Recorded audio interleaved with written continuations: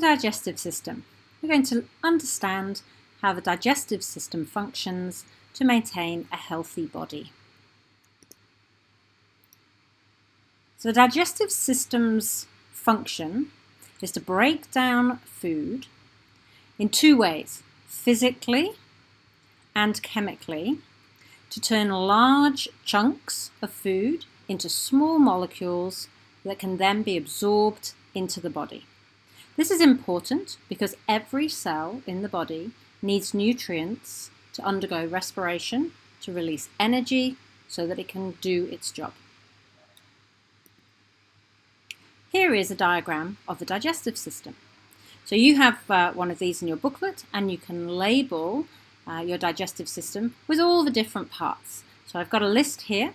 The teeth are found in the mouth. Salivary glands are these little glands. There's one that squirts in saliva from above your oral cavity and one from below your oral cavity. Sometimes you feel those when you come across a piece of food that's particularly tasty and you put it in your mouth and you can almost feel the saliva being squeezed onto the food. Then at the bottom of your mouth, your oral cavity, there's a tongue that's made of muscle. That's going to manipulate the food in your mouth and turn it into a small round ball called a bolus that your tongue is then going to push to the back of your oral cavity, and then a reflex action takes over to allow you to swallow that down this pipe here, whose scientific name is the esophagus. That's your food pipe. And food doesn't just drop down the food pipe under the force of gravity. It actually moves by muscular contraction that squeezes behind the bolus of food and relaxes in front so that the esophagus gets wider and the bolus of food can be pushed carefully down into your stomach. So it takes about 7 seconds in an adult for food to travel from the mouth into this bag here, this muscular bag called the stomach. So food will spend quite a while in the stomach, several hours, and here the stomach muscle is made of stomach walls are made of muscle, and they churn. They squish on the food and they mix it with all the juices found in the stomach, which include acid and digestive enzymes. And that mess of food and acid and digestive enzymes is called chyme. You get to see chyme when you vomit, but hopefully you don't do that very often. And what will happen to the chyme next that's inside the stomach is it will get pushed again by this wave of muscular contraction called peristalsis into the small intestine. Now, the small intestine is not small because it's short. It is small because the diameter of the tube is narrow. The small intestine is actually a very long tube. You can trace it here on your diagram. The first half of which is called the duodenum, so that would be sort of from the stomach through about here, and then the second half of which is called the ileum. So in the first half we get digestion, in the second half we absorb the food. Now, I skipped over a couple of organs. This big one here is the liver. The liver does a huge number of roles, but in terms of digestion, we are particularly interested in the fact that the liver makes bile.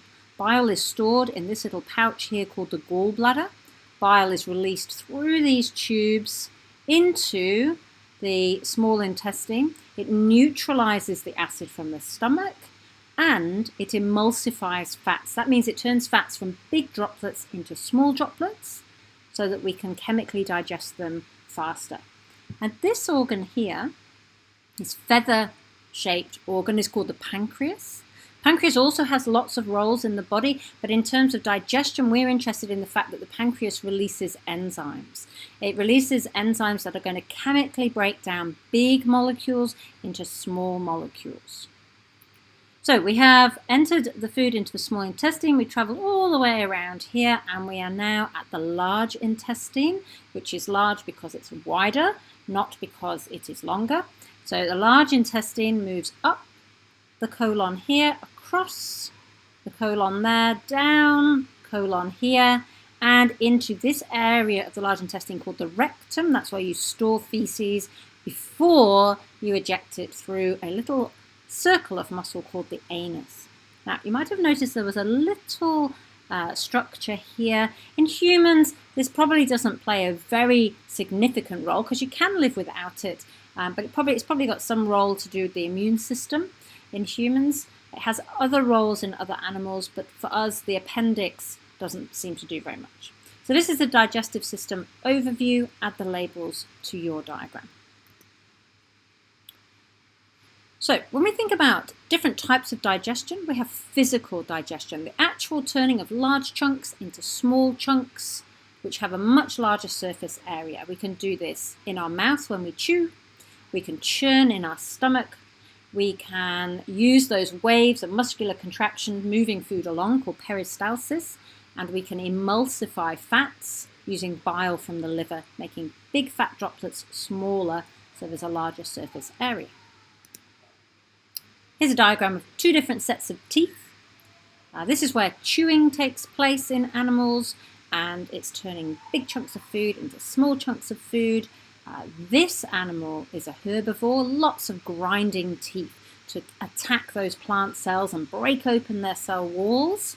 These teeth at the front, they grip onto grass and they push against this pad up here, which would have like a hard skin on it. It's called a little horny pad, and that would grip onto grass, tear it off, and the molars here would then grind and grind and grind so that the stomach has a better chance of digesting that plant tissue. This skull over here is an animal that eats other animals. Canine teeth are really well developed for capturing and piercing flesh. Very small incisors. I don't really use those very much if you're a big meat eater.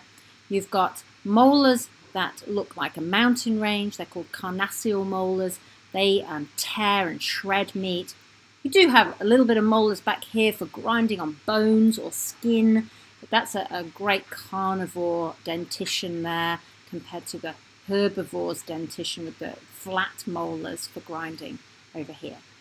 So you can see how teeth can indicate what diet we eat. So if we think about increasing surface area, we've got an example in the classroom with a block of cheese, and you can measure the surface area of the block of cheese, and then if you cut it into two blocks, so just cut it once, surface area will increase, and if you cut it again, it increases some more. So you'll be able to have a look at just how much surface area increases. And of course, we don't just chew once or twice, we usually chew and chew and chew before we swallow. So in our mouths, food is chewed even more than this, so that the surface area is huge by the time we swallow it. Chemical digestion. Chemical digestion is quite difficult to think about because it's happening and we can't really see it happening. It's when molecules called enzymes, they break large molecules down into small molecules. And I've used the word soluble and insoluble here, so large insoluble molecules, large molecules that don't dissolve very easily. We're going to break them down into small molecules that do dissolve. And that's really important because if they dissolve and they're small, we can absorb them into our blood. Of course, that's the whole purpose of eating food, to get it into our blood, pass it around the rest of the body so that other cells can use it. So let's have a look at some enzymes. We have amylase, protease, lipase. Complicated looking words, but we're going to deal with three different food groups, and that's what these enzymes break down. So amylase breaks down carbohydrates. For example, starch. You would eat starch in potatoes, and it breaks it down into a sugar called glucose. Proteases break down protein, so from meat, for example, and they're broken down into the building blocks of proteins, which are called amino acids. And lipase breaks down lipids, which is a scientific word for fats, and they're broken down into two things, fatty acids and glycerol. So all of these in purple, the glucose, the amino acids, the fatty acids and the glycerol, these can be absorbed in the small intestine and taken into your blood. Where are these enzymes found? Well, amylase is found in two places, in the saliva and coming from your pancreas. Protease is found in two places, in your stomach and being released into the small intestine. And lipase, digesting fats, is found in your small intestine, which is a good job because bile has already acted on those fats to turn them from big droplets into small droplets. So it makes sense to have the enzyme coming at the same time as the bile being present as well. So let's have a look at our diagram again. You can add this extra information to your diagram. You can add the chemical digestion information, so salivary amylase, found with the saliva glands. Pepsin, which is the protease found in the stomach. And these things are all released by the pancreas, so amylase, lipase, and trypsin, which is another name for a protease, coming from the pancreas and going into the small intestine here. And then we've got the physical, mechanical digestion being carried out by bile, which comes from your liver and is released into the small intestine here. And I've also got some colours over here on the right. It is neutral pH. pH is a measure of how acid or alkaline something is. And you're probably aware that stomach is very acid, so you can maybe shade in your stomach red on your diagram. The mouth is neutral, saliva is neutral, and your small intestine is alkaline. And the final part of digestion is absorption. So we've broken down the molecules and now we need to take them into the blood. This happens in the small intestine, in the second half of the small intestine, and to make it as efficient as possible, we have a really large surface area. We already know that the small intestine is long, so there's plenty of tubes to do the absorbing, and we increase the surface area even more by folding it. Look what is happening to the inner layer of the small intestine. It is folded up and down into little structures called villi. And here is a villi magnified up, and you've got folds in the villi, increasing the amount of surface area touching the food that's traveling down the small intestine. And even on the surface of the villi, there's extra folds. So look at this one cell on the surface of the villi. It's got an extra wibbly wobbly folded edge there, which increases the surface area massively. In fact, when you look at a small intestine, it almost looks like velvet. It is so folded, and then there are these extra brush border microvilli on the edges of all the cells.